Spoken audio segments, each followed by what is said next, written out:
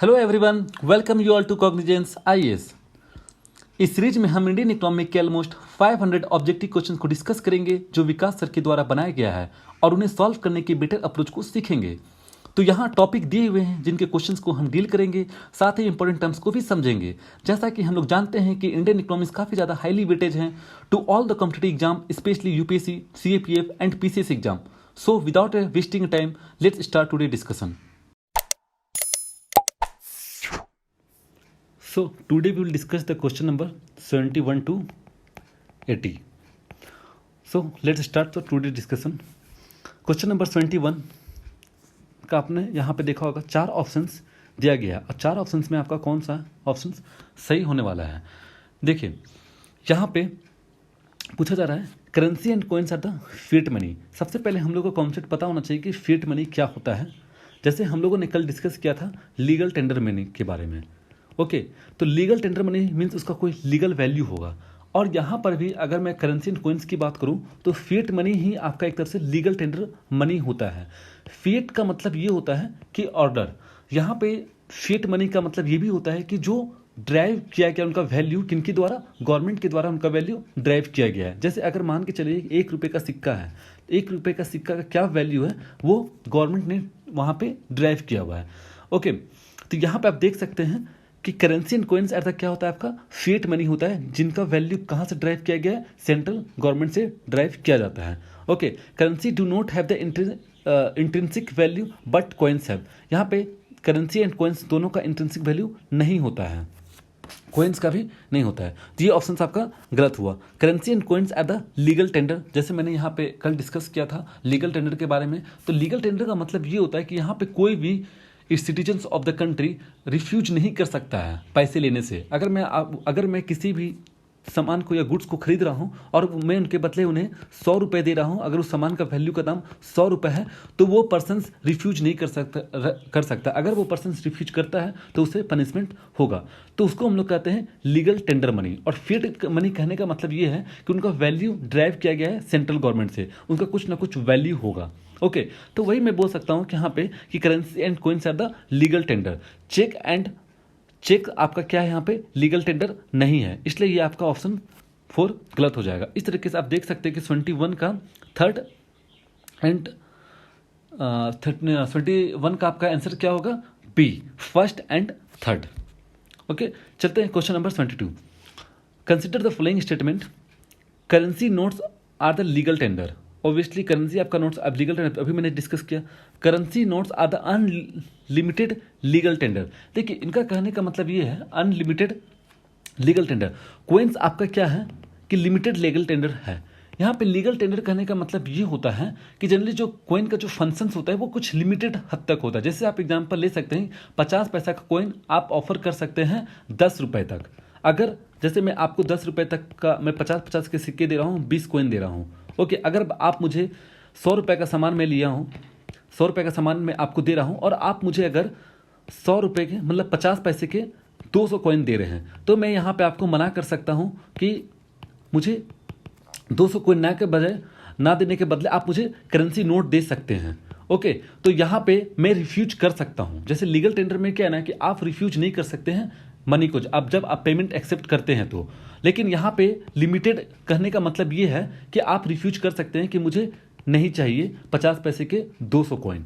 Okay, तो यहाँ पे देख सकते हैं currency notes are the unlimited legal tender. तो करेंसी आपका अनलिमिटेड है। अगर मान के चले यहाँ पे मैं 1 लाख रुपीज़ की बात कर रहा हूँ, 1 लाख रुपीज़ का सामान दे रहा हूँ और 1 लाख रुपये का अगर मैं सामान दे रहा हूँ तो यहाँ पे वो 1 लाख रुपीज़ वो मुझे करेंसी के फॉर्म में दे सकते हैं और मैं इनको रिफ्यूज नहीं कर सकता हूँ।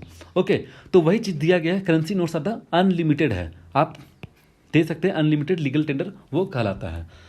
Currency notes are granted by the central government. यहाँ पे जो करेंसी नोट्स है ये कौन ग्रांट करता है, आपका सेंट्रल गवर्नमेंट ग्रांट करता है। Currency note are the granted by the RBI. दोनों में से कोई एक ही सही होगा। ऑब्वियसली बात है यहाँ पे क्या होगा आपका ऑप्शन थर्ड, आरबीआई यहाँ पे नहीं करता है ग्रांट। तो यहाँ पे आप देख सकते हैं कि 22 का ऑप्शन सी होगा, first second and third only. चलते हैं question number 73। Who has the authority to issue the currency notes in India. यहाँ पे कौन इशू करता है करेंसी नोट। तो यहाँ पे आप देख सकते हैं कि 72 का सेंट्रल गवर्नमेंट तो यहाँ पे इशू नहीं करता है। यहाँ पे आरबीआई एक्ट 1934 काफ़ी ज़्यादा इंपॉर्टेंट है ये एक्ट। यहाँ पे सेक्शन 2 में बताया गया है, सेक्शन 22 में, सेंट्रल बैंक है the sole right to the currency note. अब यहाँ पे सेंट्रल बैंक कौन है हम लोग का? आरबीआई। ओके, इसलिए आप देख सकते हैं 23 का ऑप्शन सी होगा।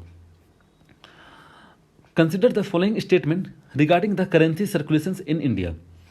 देखिए, ये जो आपका 24 का क्वेश्चन है, यहाँ पर आपको थोड़ा सा करेंसी सर्कुलेशन के बारे में थोड़ा पता होना चाहिए। देखिए, पहला ऑप्शन यहाँ पे बोल रहा है कि गवर्नमेंट ऑफ इंडिया है the sole right to mint the coin. Obviously बात है, यहाँ पे हम लोग को पता है कि कौन मिंट करता है कोइंस को? Government of India. इसलिए यहाँ पे ऑप्शन आपका ए सही है।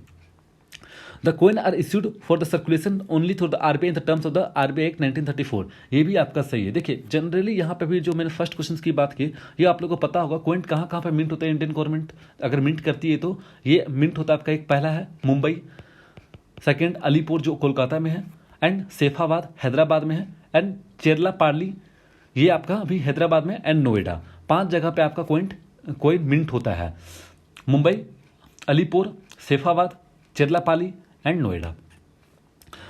थर्ड ऑप्शन पे जाते हैं, coin can be issue up to the denomination of ₹1000 पर द कोइनेज एक्ट 1906। ये थोड़ा सा सोचने वाली बात है, क्योंकि यहाँ पर आप देखिए कि डिनोमिनेशन मतलब क्या होता है। यहाँ पे फेस वैल्यू की बात करें, जैसे 1 रुपये का क्या वैल्यू है? अगर 1 रुपये के कोइन है, उनका वैल्यू क्या है? 1 रुपये है, फेस वैल्यू।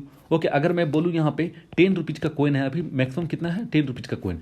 तो यहाँ पे जो 10 रुपीज़ का कोइन है, उनका फेस वैल्यू क्या है? 10 रुपीज़ के इक्वल है। मीन्स 10 रुपीज़ के आप सामान को खरीद सकते हैं 10 रुपीज़ का कोइन से रिलेटेड। तो वही चीज़ बोल रहा है कि अगर कोइन अगर इशू करते हैं तो वो कितने रुपए तक अप टू जा सकते हैं यहाँ पे? तो वही बोला up to the denomination the ₹1000 तक के हम लोग कोइन को यहाँ पे निकाल सकते हैं। वो कोइनेज एक्ट 1906 में बताया गया है। तो इस तरीके से आप देख सकते हैं कि 24 का ऑप्शन डी सही होगा। चलते हैं next question, question number 25। If a new currency is being issue then who has the authority to decide its denomination. Means उसका फेस वैल्यू कौन डिसाइड करेगा कि उस कोइन का कितना प्राइस रखना चाहिए, उसका वैल्यू कितना है। अगर मैं एक कोइन बनाता हूँ यहाँ पे, अगर बना रही है गवर्नमेंट यहाँ पे कोइन अगर बनाती है, तो उनका वैल्यू कौन डिसाइड करेगा? जैसे अगर कोइन बना दी, मिंट कर दी, तो इनका अगर वैल्यू 500 रुपये होंगे या 50 रुपये होंगे या 100 रुपये होंगे, तो ये कौन डिसाइड करेगा? ये डिसाइड करता है आपका सेंट्रल गवर्नमेंट। ये सब आप देख सकते हैं कि स्टैटिक पोर्शन से क्वेश्चन हैं। तो यह आप थोड़ा सा एक बार पढ़ते चल जाइएगा तो ईजी होगा, या आप थोड़ा सा सर्च मार के भी पढ़ सकते हैं गूगल में। चलिए चलते हैं next question, question number 26। Who is the final authority in approving the design, forms and material of the bank notes? कौन अप्रूवल देता है? यहाँ पर भी आरबीआई एक्ट 1934 सेक्शन 25 में लिखा गया है कि सेंट्रल गवर्नमेंट यहाँ पे अप्रूवल देगी। चलिए क्वेश्चन नंबर 27, ये आप बहुत अच्छे तरीके बता सकते हैं। डिमोनेटाइजेशन का सर आपने भी देखा होगा, कब हुआ था डिमोनेटाइजेशन? 8 नवंबर 2016। ओके, तो prime minister on the 8 November 2016 declare that the existing ₹500 and ₹1000 note will not be the legal tender.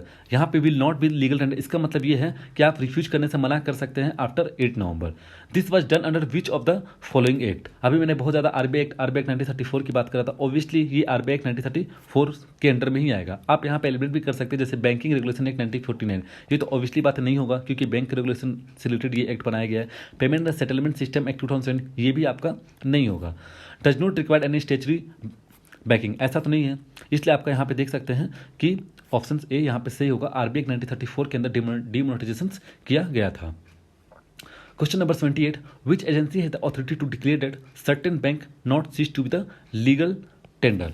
तो यहाँ पे जो क्वेश्चन पूछा गया है, बोला गया कि ऐसे कौन से एजेंसी होंगे जिनके पास अथॉरिटी है डिक्लेयर करने का कि वो जो सर्टेन बैंक नोट होते हैं वो लीगल टेंडर नहीं होगा। ओके, तो यहाँ पे आप देख सकते हैं कि आरबीआई गवर्नर तो सोल अथॉरिटी नहीं होगा, एलिमिनेट कर सकते हैं। आरबीआई सेंट्रल बोर्ड भी नहीं होगा। अभी आप डिमोनेटाइजेशन का केस देखोगे तो वहाँ पे कौन किया था? सेंट्रल गवर्नमेंट ने किया था, लेकिन सेंट्रल गवर्नमेंट अकेले नहीं की थी ना। सेंट्रल गवर्नमेंट वहाँ पे रिकमेंडेशन लिया था आरबीआई सेंट्रल बोर्ड का, तब जाके डिमोनेटाइजेशन हुआ था। तो यहाँ पे बोल सकते हैं 28 का डी ऑप्शन होगा। तो ये भी आपका आरबीआई एक्ट 1934 के अंदर में आता है, ये जो प्रोविजन दिया गया है। चलते हैं question number 29, which of the following statement are true regarding the RBI? As per the RBI Act 1934, RBI is bound to undertake the receipts and payment and other banking operation of the central government.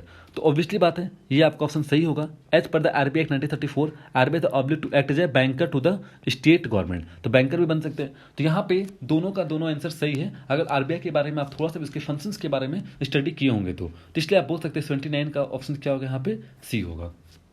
Consider the following statement regarding the agency bank of the RBI. देखिए नाम से ही लग रहा है कि agency bank agent का काम करेगा आरबीआई का। ओके तो जब ये आरबीआई के एजेंट के रूप में काम करेगा तो इसमें से कौन कौन सा ऑप्शन सही होने वाले हैं। RBI act 1934 allow it to appoint at the agency bank, obviously बात है ये आपका सही है। देखिए आरबीआई एक्ट 1934 काफ़ी ज़्यादा इंपॉर्टेंट है। अगर आप यहाँ पे थोड़ा सा सर्च मारेंगे आरबीआई एक्ट 1934 विकीपीडिया कहीं पर भी आप सर्च मार के इसको थोड़ा सा पढ़ लीजिएगा तो आपको बहुत ही बेटर अंडरस्टैंडिंग होगा आरबीआई एक्ट 1934 बताना क्या चाहता है। Okay public sector and private sector bank both can act the agency bank. तो ये आरबीआई एक्ट 1934 के अंदर में बताया गया है कि पब्लिक सेक्टर और प्राइवेट सेक्टर दोनों बैंक यहाँ पे क्या होंगे एजेंसी बैंक के रूप में काम कर सकते हैं और उनको कौन अपॉइंट करेगा वही आरबीआई। ओके तो यहाँ पर आप देख सकते हैं 18 का आपका ऑप्शन क्या होगा सी ऑप्शन सही होने वाला। So this is the end of today's discussion, hope you like it. For any query just visit our Telegram group. Stay connected, stay safe. Thank you very much.